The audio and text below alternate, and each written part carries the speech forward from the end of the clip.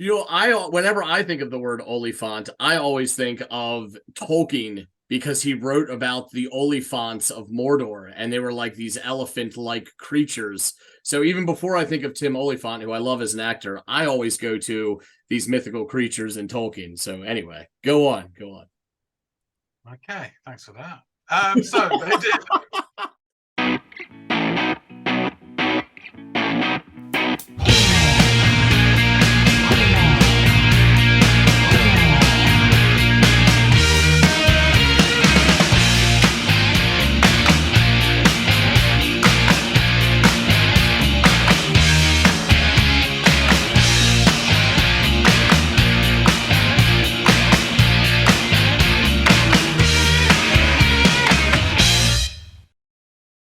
Hey, everybody, and welcome to another episode of the Audiophiles.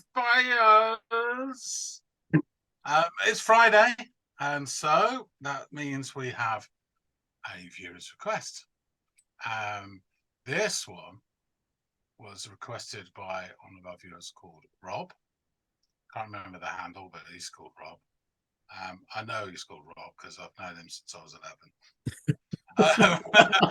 And on the episode Pixies, Is She Weird? Rob dropped a comment. He could have just called round and knocked on the door, but he dropped a comment about a band that he wanted us to listen to. And that band is Big Dipper. Mm-hmm. You may notice I've got the album there, so I am quite familiar with this. So in this case, Andy is the one who's going to be going off and listening to Big Dipper. Have you heard of Big Dipper, Andy? I can certainly say I've heard of, but that's pretty much where my knowledge begins and ends with Big Dipper. I've been told I should listen to them outside of even just this instance, so probably something that I put off for too long, but I'm looking forward to giving them a go and seeing what I'm working with here. I don't think it would be unfair to say they're a bit of a cultish band, but I don't mean big robes and mind control. I mean cult following, right? Yeah, I got you. The track, but somewhere to go, isn't it? The track is All Going Out Together, which it sounds kind of cultish when you think about it. But yeah, I will run off and give this a listen and come back and let you and Rob know what I think of it.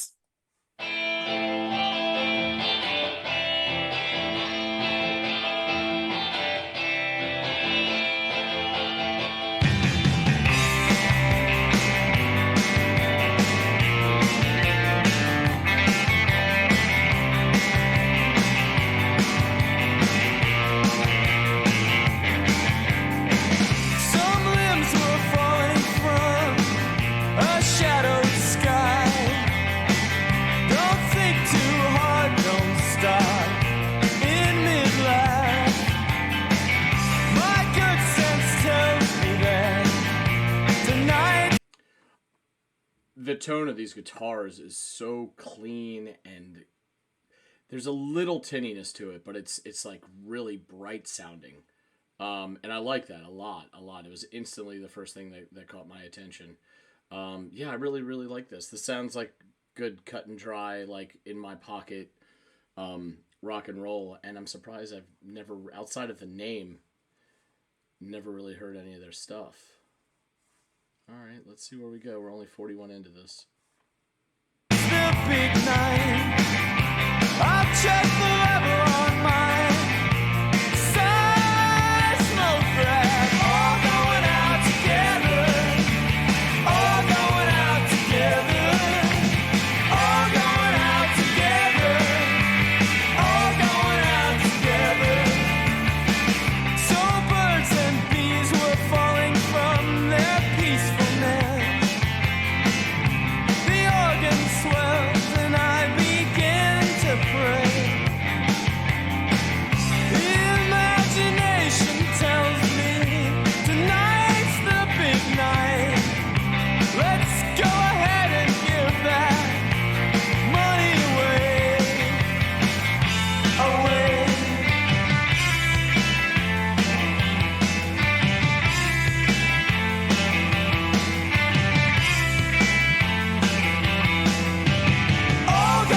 That trill work is simple, but fantastic. Loved it. We're gonna take that back. The bass also noticing more and more of the bass. I know that's a bit of a surprise. Usually that's the first thing that jumps out to me, and it did a little bit. What I'm noticing is like in the balance, like in how this is mixed, the bass seems to be more forward than the drums, which seems to be the one thing. I mean, I can hear it when I'm focusing on it, but I feel like that could be turned up a little bit maybe in the mix. The drums, but that's not the it's not the band's fault. This is a really good song so far. I enjoy this. All right, let's hear those awesome guitar trills. Imagination tells me tonight's the big night. Let's go ahead and give that money away.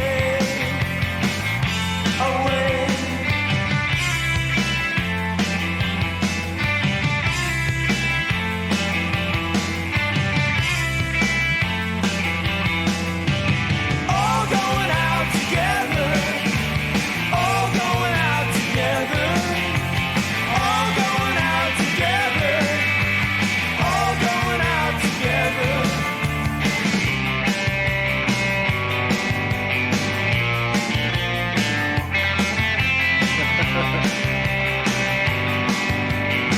That little da, da, da, da, da, da. I love that little pause for like a half beat or whatever it was. Good shit.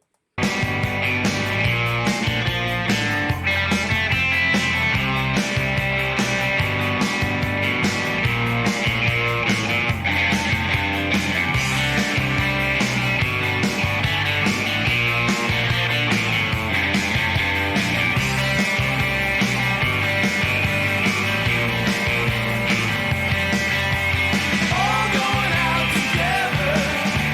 All going out together. All going out together. All going out together. All going out together. All going out together. Away.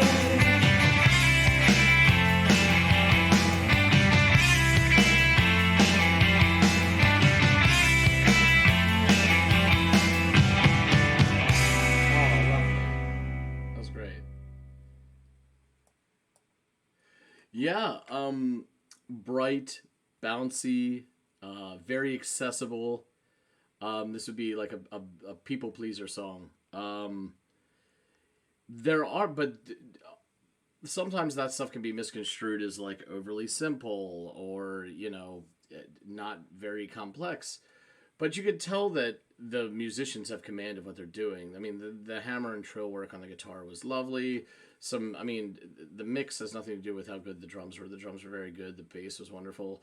In fact, and the vocals were great too. But something about the vocals, like during the part where there was harmonies, is like it's panning speaker to speaker, or like the harmonies will appear here on one line and then they'll appear here on the other, and it's just all because there are all these little different choices.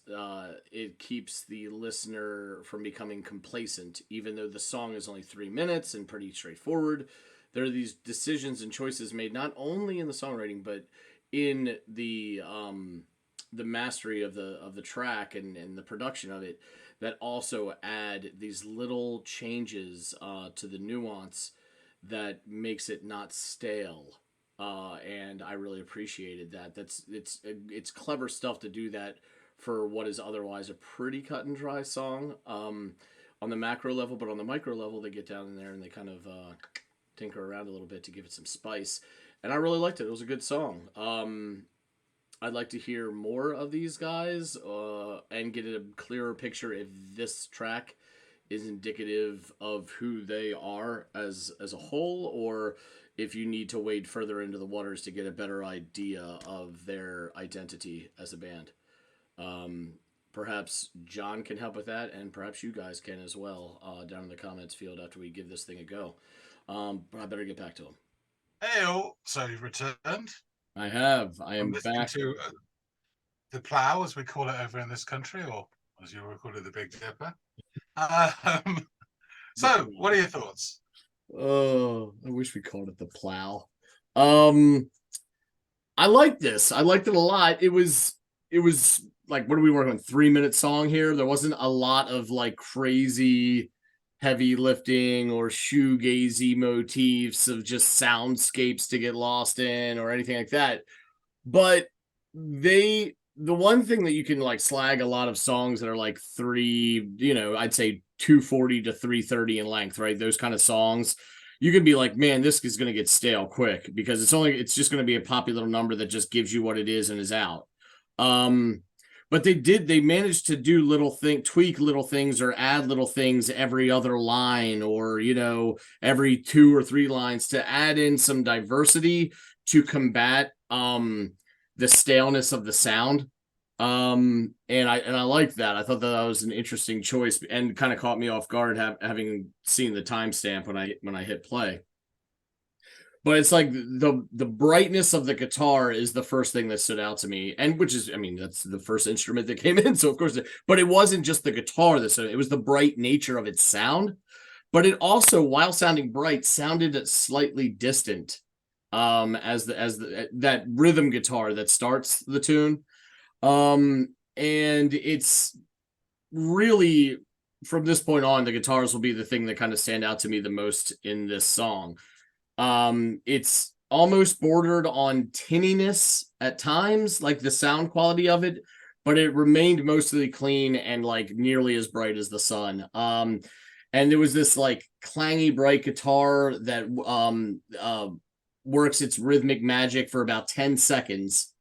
Then the bass and the drums sort of do that do do do do do, sort of like we're about to start this shit, and then the whole song comes in proper, and you get this like build up. And it takes us into like now a little bit of lead guitar work. So I'm guessing this is a 2-guitar band, if I'm not mistaken. I don't know. Yeah, it is. Okay, I didn't know if it was one who laid 2 tracks or something like that.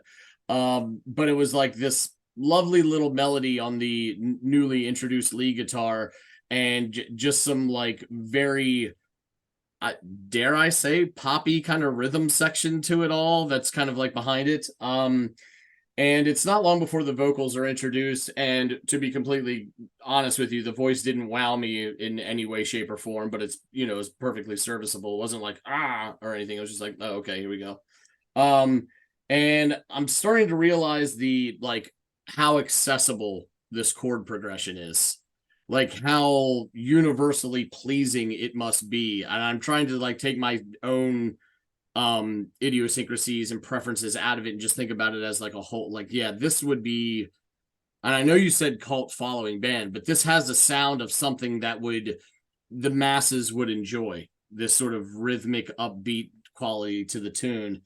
And yeah, that I'm really loving what I'm hearing. It's got this head bobbing nature to the rhythm, and it's pleasing, and I think it's got this air of relatability to the sound. The chorus, which is really quite simple musically and especially lyrically, I think it's just the same line repeated like 4 times or something, where we're all going out together or something to that effect. And it uses some like fun production techniques in here. And again, this is a way to keep things from going stale that don't necessarily have to be musical in nature. These are decisions that are made in post, like, in the edit, and in the production of the song, where you've got like lead vocals here, then harmonies here, then lead vocals here, and then harmonies here. And it's like going back and forth between the different cans, or speakers if you're not listening to it on headphones. And I liked that because it kept me sort of like on my toes a little bit. I think at one point there's even like a clapping on like the 3rd line of the chorus out of the 4 lines or something to that effect. Like that's peppered in on one of the deliveries at one point. And I was like, oh, that's like different. And if they'd done that the whole time, it would become fucking annoying, but they just did it once, so it just becomes intriguing. And it's that kind of stuff that they do judiciously enough to make it interesting and not overkill. So yeah, it moves to the second verse, and I'm now more acutely aware at this point of the note plucking and the arpeggio kind of guitar style that's going on here on the one guitar, where it's like this, pattern of note plucks that's going on here, and it's really, really great. This is also indicative of how the guitar continues to be the thing that ropes me in throughout this song. And then it gets in, the guitar goes even more interesting when the singer, I think it's after the singer delivers the line, "Let's go ahead and give the money away," which I thought was an interesting line in and of itself, especially because I wasn't following the lyrics, and then all of a sudden that one stood out to me, and then this thing happened, which was like just this great trill and hammer work on the guitar, like that, playing around and shit at the end of each like sort of progression. And I really loved that. That was just kind of naturally infectious to my ear and made me smile. And then this part then gives way to the second chorus, and after it comes to a musical, the song comes to this musical bit after the chorus where again the guitar begins to shine more, and there's some nice lead work along over like the great rhythms that we already know the song possesses. And a couple of times there's this portion of the song where the lead guitar utilizes this slight hesitation in its riffing, where for like a half beat and before it goes on to it, and that kept getting me doing this a little bit. I really, really enjoyed that. And it was just playful. And even though it was a lead, there was something rhythmic about the sway of the cadence of the lead that made it, you just kind of like lulled you in. And I really, really loved that. I think it goes to maybe one more chorus, and then there's more trill and hammer work, and then like a drum fill after that, and it does that same riff, and then the last bit of the riff just kind of slows down until the song comes to a really clean, like safe landing, if you will. And it was simple and fun, and pleasing to the ear. It wasn't like revolutionary in its musicality, but it was a really fun listen. And I'm now curious, like, I don't know, for me, when I think cult bands, I don't think this level of accessibility. So to me, this makes me think, is this a one-off where they just had fun and said, hey, let's write a pop song or a pop-ish song for us, and the rest of their oeuvre sounds nothing as accessible as this because, again, of the cultish kind of following to it, the niche sound one would think they'd have for not having a large following. I've got more questions than I do answers, obviously, as someone who's just walked into their first listen to this band. But I'd like to know, is this indicative of their sound, or is there other stuff that sounds nothing like this? No, it's fairly representative. Okay, cool. I mean, just for the viewers, Rob actually did a list of 3 songs, and I picked this one out of 3. It's probably the best known off this album. And it's pretty accessible as well. Yeah, I'll go into the band and all that for a second, but just my sort of take on this song. It is like an indie pop song, I would call this. When I say they're a cult band, I think people who listen to college radio would be firm favourites, and that's as far as they spread. That's it. So that kind of cult band rather than okay. So I guess you could say that of someone like the Violent Femmes, for instance, a little bit, very much a college rock band, college radio band. I mean, they did spread a bit more, didn't they? But you know what I mean. So yeah, I absolutely adore this tune.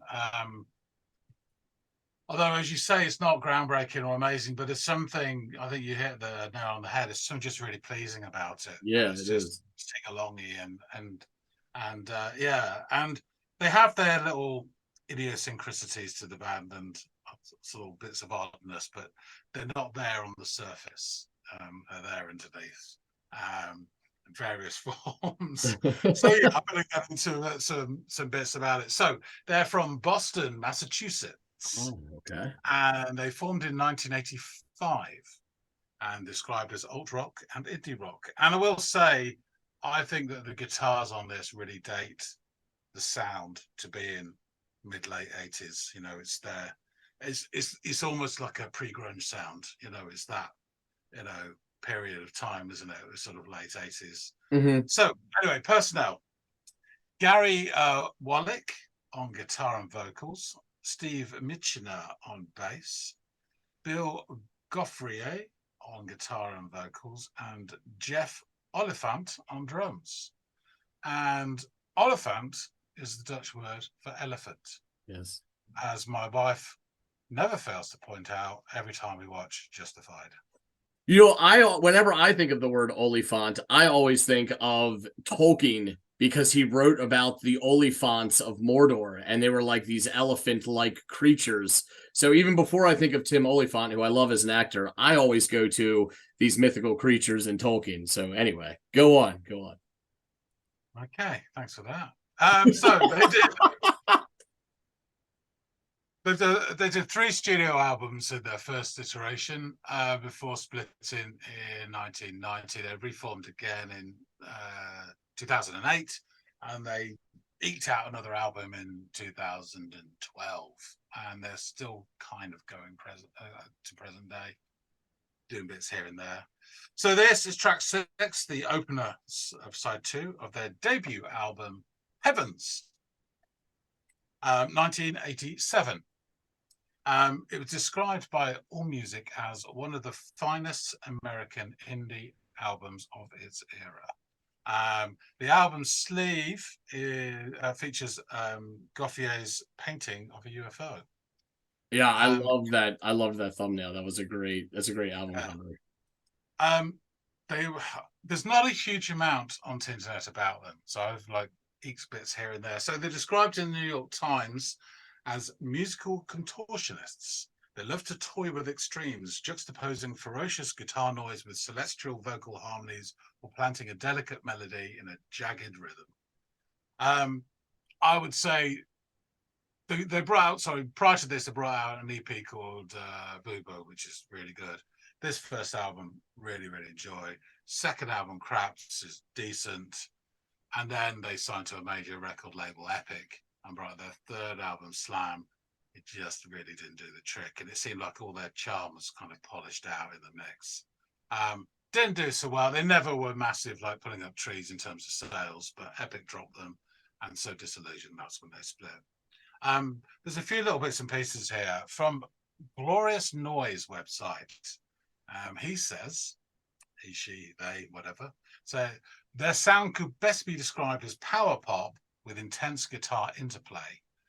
Big Dipper bridged a gap between a 3-minute single with the guitar heroics of a band that normally like to push the total track time to at least 5 or 6 ticks. Yeah, that's accurate. Inside these concise and melodic gems were songs about outer space, Abraham Lincoln, alien visitations, the harmonic convergence, and a party that literally ends with a house getting destroyed by the tenant. God, the name escapes me from it. It was one of the guys who was in a band that they were in previously with. He was a tenant in his house. The landlord said he was going to kick him out, so he held a massive party, and they fucking wrecked the whole house to rubble. Well, people just fuck off the landlord. From Rock Town Hall website, there was an interview with Gary Wallach, and this is sort of some of his thoughts. And he says, with Boo Boo, we were just recording for ourselves and paying out of our own pockets. So it's all over the place in terms of sound and style. It's a very unself-conscious record. When we recorded Heavens, this album, we knew we were a real band, so we went for a more cohesive approach. By Craps, we toured a lot and were much better players, but we hadn't spent nearly enough time on songwriting. As a result, we ended up with a slicker, shallower record, although it's one I still think has some stunning tracks. By Slam, the business end of things had so overwhelmed us that we just made a series of poor decisions. This sounds very familiar territory here from what we've learned from other ones. I'd say the good songs on Slam were quite good, but there was a lot of horrible songs on that record. Let's talk about his own record there. It's hard to say we fell short of what we had in mind at the outset because I don't really think we had a unified approach. I think that distinguished us from most bands, and it made for some interesting song contrasts, but it was also a weakness, and I think it ultimately did us in. When they were recording Heavens, he says, we spent a lot of time writing songs and developing them in practice. We were all working comfortable day jobs and supplementing our income with gig money. So we were paying the bills and focusing on songwriting, which was so exciting and fun. So that's quite cool though. But this is like really highly regarded album, and they were still had their day jobs while they were doing it, which is really I thought was interesting was how like spot on that that write up was, where they said like they'll put out a 3 or 4 minute song, but it's got the guitar gravitas to it when it shines to make you think this thing could be a 6.5 minute, 7 minute epic. Because I know that they would have that in them just on the quality of guitar play that they do, but they really truncate and use it judiciously rather than like almost like it's self-wanking how hard they lean into the guitars, and it's like, all right, dude, like that's so it's cool, I think, to kind of like just keep it concise. Now, you may not have got the gist of what this song was about. I will tell you before I go through the lyrics, then it'll sort of, so it's about mutual destruction from a nuclear war. Oh, okay. So, My last note, I don't know if this is about some sort of like I don't know if it's simply something about, hey, we're all going out to drink, or if it's something that's more mass exodus, end of the world kind of fashion to it, because there's almost this like tongue-in-cheek kind of sound to it that makes me think, okay, there's something probably nefarious behind this. and you've got to remember as well, these guys, well, Jeff Guffey, in particular, UFO nuts as well. So Yeah, there you go. here's the lyrics. Some limbs were falling from the shadowed sky. Jesus. Don't think too hard. Don't stop in midlife. My good sense tells me that tonight's the big night. I'll check the level on my seismograph. All going out together, all going out together, all going out together, all going out together. So the birds and bees were falling from their peacefulness. The organ swells and I begin to pray. Imagination tells me tonight's the big night. Let's go ahead and give that money away. And then it's all going out together 4 times. Guitar solo, all going out together 4 times, little break, all going out together, away. But that's it in a nutshell. As I say, quirky guys. And you wouldn't really know it on the face of it, that it's, But, in hindsight, I'm laughing at myself for the part about the money sticking out to me, that line about the money, and not the part about it raining fucking limbs. All the birds falling off the trees and everything. There you go. Cool. All right. I shall wrap things up. Thanks, Rob, for suggesting Big Dipper. He's been foistering on me for years, and finally succumbed. And I've got a couple of the albums, and I do love this one. So yeah, I'm glad you had to listen to this as well, Andy. And folks out there, tell us what you think of this sort of 80s indie poppy classic. If you like this, hit the like button, drop some comments. If you're familiar with Big Dipper and all that sort of college scene, I think the drummer used to be in Dump Truck as well, which is another band of that sort of genre as well, on that perhaps a bit more countrified, but yeah. So yeah, tell us what you think. If you've got any comments on this, I would love to hear from you. If you haven't subscribed, do. There is no try, only do, as Yoda would say. So there you go. That being said, thanks again so much for watching. And if you've got any suggestions for us, pop them in the comments and we'll add them to the list that is a mile long already, and we will get around to it eventually. Yeah, so thanks again so much, and we will see all of you on the next episode of the Audiophiles. See you guys.